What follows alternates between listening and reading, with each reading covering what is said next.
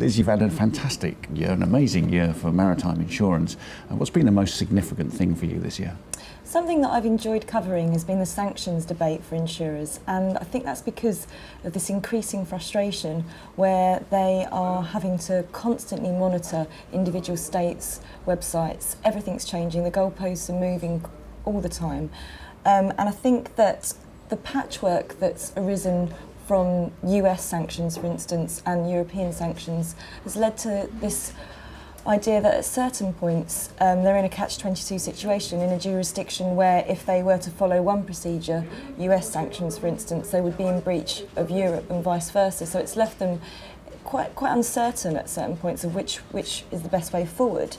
And that leads really with the frustration from the Office of Foreign Assets Control at the US that they're being deliberately vague and that's not any kind of mistake, and they want to promote this fear factor with insurers, so they do err on the side of caution. So it's a real compliance challenge for them. Yes, massively. And I just don't think it's going to change next year. I think it's going to continue, and they're going to have to be that vigilant with everything they're underwriting. And when you look to next year as well, so you've got the compliance issue at play, what else for the insurers? What's the major challenge for them? Expecting premiums to go up, or more vessels to sink, or all of that kind of stuff? I think something that's paramount in a lot of people's minds is the European Commission's review of the P&I club model with the antitrust. It's not the first time it's happened, it's the third, and it's not been brought about by a complaint. It's bureaucracy, it's procedure, it needs to be done.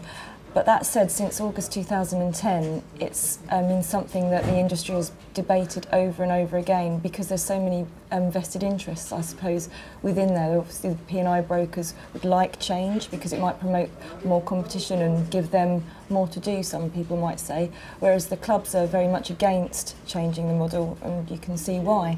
I think that we've had the last input from the Commission in May, where they said that they didn't want to damage the mutuality of the clubs at all, but they wanted to promote effective competition, and that they would be back in contact early next year.